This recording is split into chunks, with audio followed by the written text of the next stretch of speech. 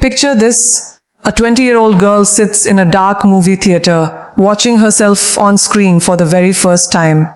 She should be proud. This is the moment most people dream about. Instead, she wants to run. She wants to disappear. Years later, she'd admit it plainly, "I hated it. I wanted to leave the industry once I did it." That's not the story we usually hear about global icons. We hear about the crown, the red carpets, the Grammy stages. We don't hear about the girl who watched her own debut film and felt like a fraud. But that moment, that quiet humiliation, is exactly where this story actually begins. Because here's the thing nobody tells you about people who make it to the very top. They didn't start there. They started in the mess, in the doubt, in the version of themselves that wasn't good enough yet. And what separates the ones we remember from the ones we forget isn't talent. It's what they did with the failure. Today, we are going to walk through the real, verifiable journey of Priyanka Chopra, not the polished highlight reel, but the actual turns, the actual risks, the actual rejections. And by the end, I think you'll see your own story a little differently. Let's go back. Jamshedpur, India. A teenager who dreamed at different points of becoming an aeronautical engineer, not an actress. Fame wasn't the plan. But at 18, almost on a whim, she entered a pageant, then another, and in the year 2000 she won Miss World. Overnight, a college student who hadn't trained for the spotlight was thrust into the most scrutinized industry on earth. She dropped out of college. She stepped onto a film set for the first time in her life with zero theater background, zero formal training, and an entire country ready to judge her against actresses who'd been performing since childhood. And that first film, it didn't go the way the fairy tale promises it should. She has openly said she hated the experience, that she wanted to walk away entirely. Sit with that for a second. The woman the world now calls fearless wanted to quit before she'd really even started. That's the part they cut out of the highlight reels. The part where the chosen one almost chooses to leave, but she didn't leave. And this is where the pattern begins to show itself.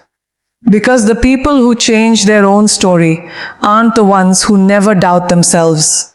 They're the ones who stay in the room one more day after the doubt hits. She kept working, film after film, learning on camera, in public, with critics watching her every misstep. Slowly, and then not so slowly, Bollywood stopped seeing a beauty queen who got lucky and started seeing an actress. By the mid-2000s, she wasn't just working. She was headlining. She was winning national film awards. She became one of the highest paid and most searched actresses in Indian cinema. The girl who hated her own debut had turned into a woman entire studios built movies around. Here's the principle hiding inside that first chapter of her life. You do not need to feel ready to begin. You do not need your first attempt to be good. You only need to survive being bad long enough to get better. Most people quit exactly at the point she wanted to quit. She just didn't let that feeling make the final decision for her. Now fast forward. She's not the newcomer anymore. She's a superstar.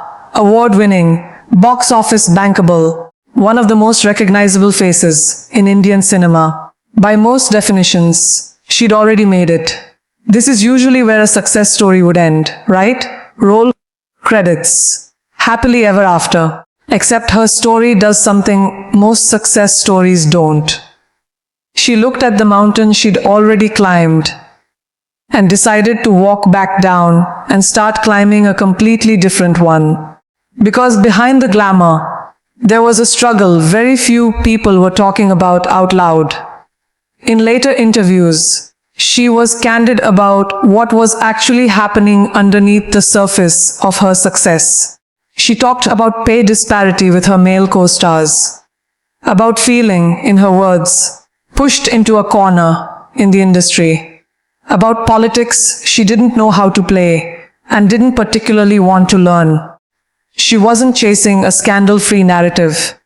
She was naming something real that even at the top, as a woman in that industry, there were walls she kept running into that had nothing to do with her talent. So she made a decision that, from the outside, looked completely irrational. At the peak of her Bollywood career, she stepped away and moved toward Hollywood. Not because Hollywood had rolled out a red carpet for her. It hadn't. She went first as a musician, chasing an international pop career. And it didn't work the way she'd hoped. The music didn't land the way her films had. Industry executives, by her own account, simply didn't care the way audiences back home once had. Imagine that whiplash, going from someone whose face is on billboards across an entire country to someone standing in rooms in Los Angeles where nobody's obligated to know your name. This is the part of the journey most people skip past too quickly because it's uncomfortable. It's the part where success doesn't transfer, where your reputation, your resume, your awards, none of it automatically opens the next door. She had to reintroduce herself to an entire industry from close to zero. That's not a small emotional cost. That's rebuilding your identity in public, at a level of visibility most of us will never experience, where every stumble gets photographed. But here's the turning point, and it's a real documented one. She signed with the talent agency CAA, becoming the first Indian movie star to do so. Then came the audition that would change the shape of her entire career, a lead role on the ABC drama Quantico, playing FBI recruit Alex Parrish. When it premiered in 2015, she became the first Indian actress to headline an American network drama. Her face went up on billboards across major US cities. She later admitted just how nervous she was walking into that new country, new language of storytelling, an audience that had zero context for who she'd been for the last decade of her life. She said it herself. She was attempting something completely new, in a completely new geography, in a different language from what audiences expected of her. And it worked. Quantico became a genuine breakthrough. She won a People's Choice Award for the role, the first South Asian actress to do so. The girl who'd once wanted to quit after her first film was now opening a door that had simply never existed for someone who looked like her on that stage, in that country. The principle sitting inside this second chapter is one worth writing down. Sometimes the biggest risk isn't failing. It's staying comfortable in a success that's already starting to limit you. She didn't leave Bollywood because she failed there. She left because she refused to let an old ceiling define the rest of her story. Growth, real growth, sometimes requires walking away from the thing that's working to go find out what else might be true about you. But don't mistake this for a straight line upward, because it wasn't. Even after Quantico's breakout success, Hollywood didn't suddenly become easy. She's talked openly about rejection during this era of her career too. Being told, directly, that female actors were replaceable, that they existed mostly to stand beside the leading man. She's described crying over roles she lost. She's spoken about being paid less than her male co-stars, even at a point where she was one of the most bankable stars in the world on a different continent. Picture the layers of that, proving yourself all over again, in a new country, in a new language, while still fighting the exact same battle over her worth that she thought she'd already fought and won back home. There's a version of this story where that criticism breaks a person, where you start to believe what people project onto you, that you're only as valuable as your last box office number, or your look, or how easily you fit into somebody else's expectation of what a leading lady should be. That's the quiet danger sitting inside every public failure. Not the failure itself, but the story you start telling yourself about what it means. She didn't let that story win. Quantico ran for 3 seasons before ABC decided not to move forward, with a fourth in 2018, a cancellation, a public ending, the kind of thing that could easily read as a career stalling out. Instead, she used the platform Quantico built and expanded outward. Films like Baywatch, producing work through her own production company, backing stories and voices that mainstream Hollywood historically overlooked.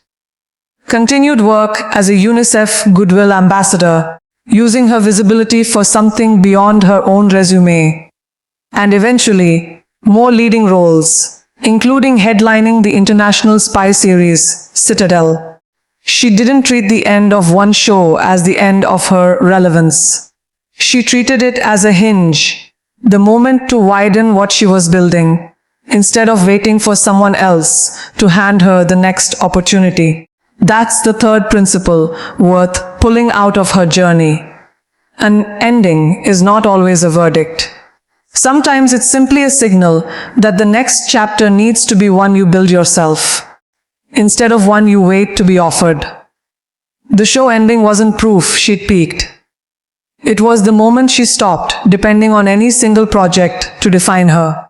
Now here's what I want you to notice. If you zoom out and look at this whole arc together, the disaster of a debut film. The doubt loud enough that she wanted to quit before she'd even started. The pay gap and the politics that pushed her out of an industry she'd already conquered. The failed pop career. The rejection after rejection in a brand new country. The cancellation of the very show that made her a household name in America. None of these were small. None of these were easy. And every single one of them, on its own, could have been the ending of this story instead of a chapter in the middle of it. But she kept doing the one thing that actually separates people who build extraordinary lives from people who don't. She kept re-entering the arena after getting knocked out of it. Not because she was scared. Not because the criticism didn't land. It clearly did. She's talked about crying, about feeling pushed into corners, about the sting of rejection. She felt every bit of it. She just refused to let the feeling be the final word. And that's really what this whole video is about. Because I'd bet almost everyone watching this right now has their own version of that dark movie theater moment. Watching your own effort back and cringing. Your own boardroom where you were told you weren't quite enough. Your own industry. Your own family, your own inner voice, telling you that maybe you picked the wrong dream. Here's what her path actually proves, though, and I want you to hear this clearly. Failure isn't proof that you're on the wrong path. It's often proof that you're finally on a path difficult enough to matter. Nobody gets criticized for staying safely inside their comfort zone. You only get told no when you're actually reaching for something. Think about how easily any one of those setbacks could have become her whole identity. She could have stayed the girl who hated her first film and never made another one. She could have stayed comfortable at the top of Bollywood and never risked the humbling reset of starting over in America. She could have let female actors are replaceable become something she believed about herself instead of something she simply refused to accept. She could have let a cancelled TV show be the period at the end of her sentence. Every single failure was an exit ramp. She just kept choosing not to take it. That's the whole secret. And it's frustratingly simple. Turning failure into strength isn't a mindset trick you do once. It's a decision you make over and over, every single time the door closes on you. It's choosing, again and again, to interpret rejection as redirection, instead of confirmation that you were never good enough to begin with. The people who look naturally successful from the outside almost never are. They're just the ones who kept showing back up after the moments that would have convinced most people to stop. So, here's what I want you to actually take from this. Not as a nice thought to nod along to, but as something you use this week. Whatever failure you're sitting with right now, the job that didn't work out, the relationship that ended badly, the thing you tried that flopped in front of people who were watching, it does not get the final vote on who you are. It gets a vote, not the final one. You still hold the pen on what happens next, the same way she did, at 18, in a movie theater, hating what she saw on screen and staying anyway. I want you to think of your own failure, right now, as raw material instead of a verdict.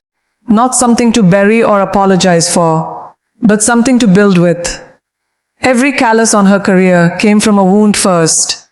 The pay gap made her louder about equity.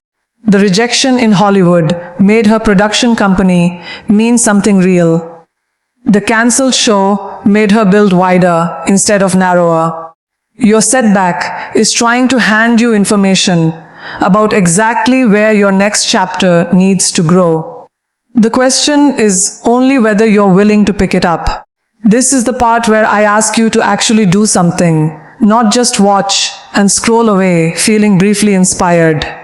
I want you to comment right now, one single word, the word that represents the goal you've been almost too scared to say out loud. Maybe it's a company. Maybe it's a degree. Maybe it's simply the word brave. Because that's the chapter you're trying to write for yourself this year. Type it. Let it be real. Let it sit there in the comments where you can't quietly take it back. And if this story moved something in you today, if you felt, even for a second, like your own failures might actually be building towards something instead of proving you wrong, then subscribe and become part of the Golden Grace family.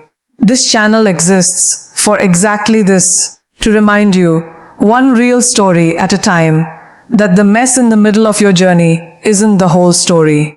It's just the chapter before the one you haven't written yet.